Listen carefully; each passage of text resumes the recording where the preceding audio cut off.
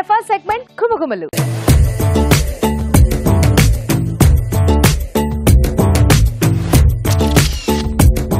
Hi రాజు గారు. Hello అండి. So ఈ రోజు ఘుమఘుమల్లో ఘుమఘుమలు ఆడించే వంట ఏం చేయబోతున్నారు? ముల్లంగి ఆకుతో రైస్ చేస్తున్నానండి.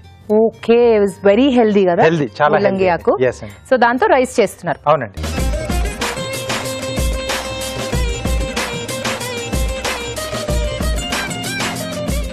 స్టార్ట్ చేసేద్దాం. ముల్లంగాకు రైస్ తయారు చేసుకోవడానికి కావాల్సిన పదార్థాలు ఏంటో చూసేద్దాం. ముల్లంగాకు రైస్ తయారు చేసుకోవడానికి కావాల్సిన పదార్థాలు: బాస్మతి బియ్యం 1 కప్పు, తరిగిన ముల్లంగాకు 1 కప్పు, పోపు దినుసులు 1 టీ స్పూన్, కరివేపాకు 2 రెమ్మలు, తరిగిన పచ్చిమిరపకాయలు 2, ఉప్పు తగినంత, తరిగిన అల్లం 1 టీ స్పూన్, తరిగిన వెల్లుల్లి 1 teaspoon, amchur 1 teaspoon, ఎండుమిరపకాయలు 2, కొత్తిమీర కొద్దిగా, నూనె 3 టేబుల్ స్పూన్లు, జీలకర్ర పొడి 1 టీ స్పూన్. కావాల్సిన పదార్థాలు చూసాం కదా, స్టార్ట్ చేసేద్దాం.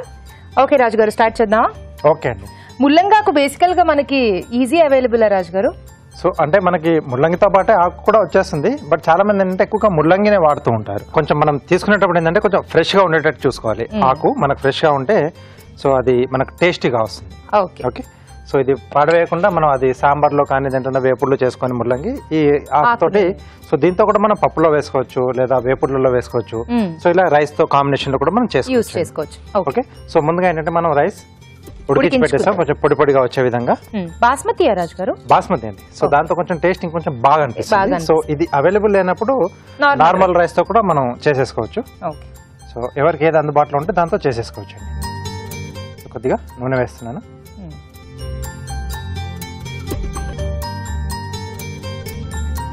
సో ముందుగా ఎండుమిరపకాయలు. ఓకే. సో ఇది ఇక్కడ మనం ఆకుపల్లంగా అలా వేసుకొని మనం కొంచెం వేయిస్తున్నాం.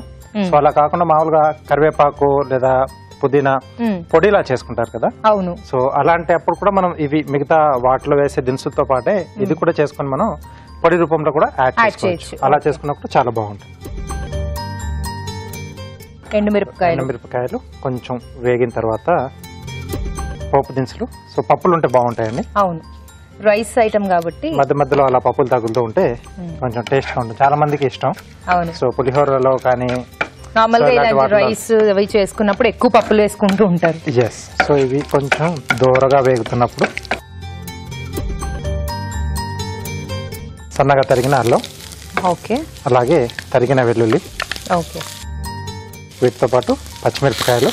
సో ఇక్కడ కారం ఇవే కాబట్టి మనకు ఘాట్ ఎంత కావాలో చూసి దానికి తగ్గట్టుగా యాడ్ చేసుకోవాలి. ఓకే. కరివేపాకు.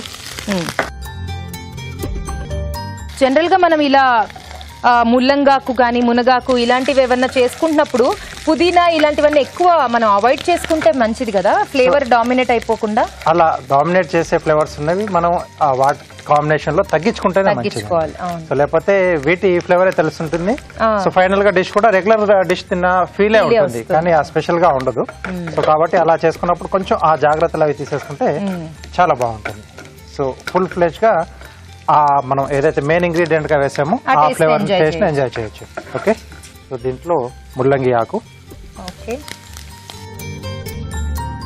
సో ఫ్రెష్ గా ఉండేట్టు చూసి తీసుకోవాలండి. రైస్ కూడా సరిపడా ఉప్పు. ఓకే. సో ఇప్పుడు మనకేంటంటే ఇది కొంచెం ఆకు వేగితే ఆ తర్వాత రైస్ మనం అది యాడ్ చేసుకోవచ్చు.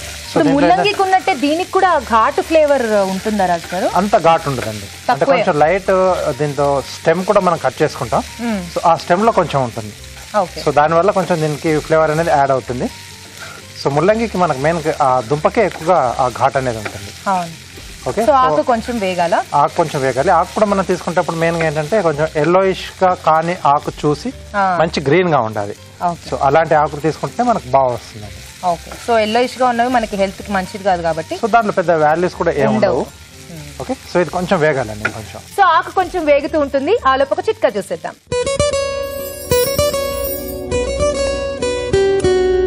ఇప్పుడు మీకోసం మొదటి చిట్కా. ఒక్కోసారి వేడి చేయడం వల్ల కంట్లోంచి నీరు కారుతూ ఉంటుంది.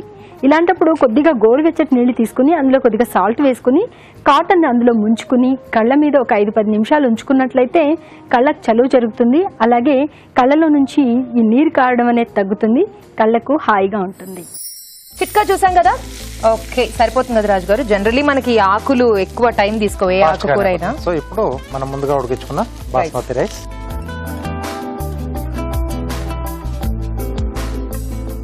సో కొంచెం చట్పటాగా ఉంటే బాగుంటుందండి. సో ఆమ్చూర్ పొడి, ఓకే,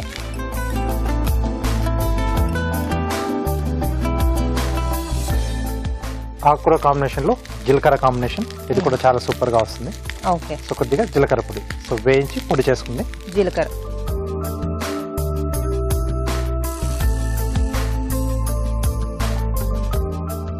బాగా కలిపేసి కాస్త ఈ రైస్ కూడా ఈ ఆకుతో పాటు మగ్గితే కొంచెం ఆ రైస్ కూడా ఆ ఫ్లేవర్ అంతా కూడా కొంచెం బాగా పట్టేస్తుంది. ఓకే,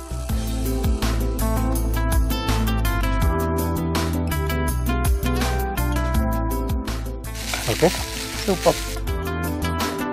సో ఫుల్గా ఆకు బాగా కనిపిస్తుంది రైస్లో కూడా. సో రెడీ అయిపోయిందండి. Very nice. సో ఫాస్ట్ గా అయిపోతుంది అండ్ మనకి కాస్త డిఫరెంట్ టేస్ట్ కూడా ఉంటుంది ముల్లంగాకు కాబట్టి. అవునండి. సో ఫైనల్ గా మంచి హెల్దీ కూడా. యా, ఇలాంటివి మనకి బేసికల్ గా క్యారియర్ లో బాక్సులు పట్టుకుని తీసుకెళ్ళడానికి, స్కూల్ కి, ఆఫీస్ ట్రావెల్ చేసేప్పుడు కూడా బాగుంటుంది. సర్వ్ చేసుకున్నా.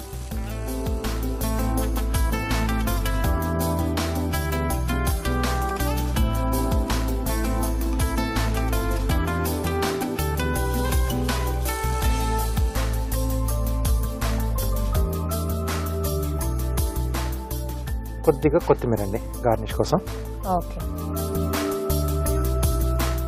ఓకే, ముల్లంగి ఆకు రైస్ రెడీ. ఓకే, సో వేడిగా ముల్లంగాకు రైస్ రెడీ. టేస్ట్ చూడబోయే ముందు దీని తయారీ విధానం మరోసారి చూసేద్దాం. ముల్లంగాకు రైస్ తయారు చేసుకునే విధానం. ముందుగా బాస్మతి బియ్యం ఉడికించి అన్నం సిద్ధం చేసుకోవాలి. ఒక పాన్ లో నూనె వేసి ఎండుమిరపకాయలు, పోపు దినుసులు, తరిగిన అల్లం, తరిగిన వెల్లుల్లి, తరిగిన పచ్చిమిరపకాయలు, కరివేపాకు వేసి వేయించాలి. దీనిలో తరిగిన ముల్లంగాకు, ఉప్పు వేసి వేగనివ్వాలి. ఆ తర్వాత అన్నం, ఆమ్చూర్, జీలకర్ర పొడి వేసి బాగా కలుపుకోవాలి. ఆపై కొత్తిమీరతో గార్నిష్ చేసి సర్వ్ చేసుకుంటే ముల్లంగాకు రైస్ రెడీ.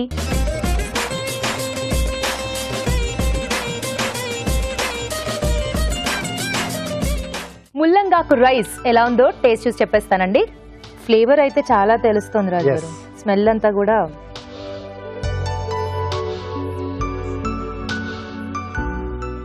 అంటే మనం ఇది రెగ్యులర్ గా చేసుకోం కదా. అవును. సో డిఫరెంట్ గా ఉంది ఆ రైస్ టేస్ట్ అనేది. అంటే రెగ్యులర్ గా పుదీనా రైస్ అని అదని ఇదని తిని ఇది తింటుంటే చాలా డిఫరెంట్ గా అనిపిస్తుంది. ఆ టేస్ట్ పరంగా కూడా వీటన్నిటి కూడా చాలా డిఫరెంట్ టైప్ లో మనకి అనిపిస్తుంది ఆ టేస్ట్ అది. సో కొంచెం అల్లం, వెల్లుల్లి కూడా వేసుకున్నాం కదా. సో అది కూడా వేయడం వల్ల బాగుంది టేస్ట్. చాలా బాగుంది. అండ్ మీరు పోపు కూడా కాస్త బాగా పప్పులు వేసి పెట్టారు కదా. వెరీ నైస్ రాజు గారు, చాలా టేస్టీగా ఉంది. Thank you. చాలా బాగుందండి. మీరు కూడా ట్రై చేయండి. ఇప్పుడు మీకోసం ఒక చిట్కా.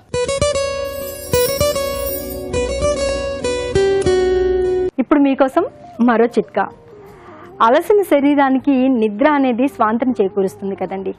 ఎలా అంటే కాసేపు బాగా నిద్రపోయామనుకోండి, శరీరం మళ్ళీ పునరుజ్జీవనం అవుతుంది, శరీరానికి కావాల్సినటువంటి శక్తి లభిస్తుంది. చాలామంది పని ఒత్తిడి వల్ల, రకరకాల టెన్షన్స్ వల్ల నిద్రలేమితో బాధపడుతూ ఉంటారు. ఇలాంటప్పుడు నిద్ర సరిగా పోలేదనుకోండి, పనులు సక్రమంగా చేసుకోలేము. మరి నిద్ర బాగా పట్టాలంటే ఈ చిట్కా ఫాలో అవ్వండి. ఒక 2 స్పూన్ల తేనె, కొద్దిగా వెల్లుల్లి రసం, ఒక గ్లాస్ పాలలో కలుపుకొని రాత్రి పడుకోబోయే ముందు తీసుకోండి. ఇలా చేయడం వల్ల సుఖ నిద్ర పడుతుంది.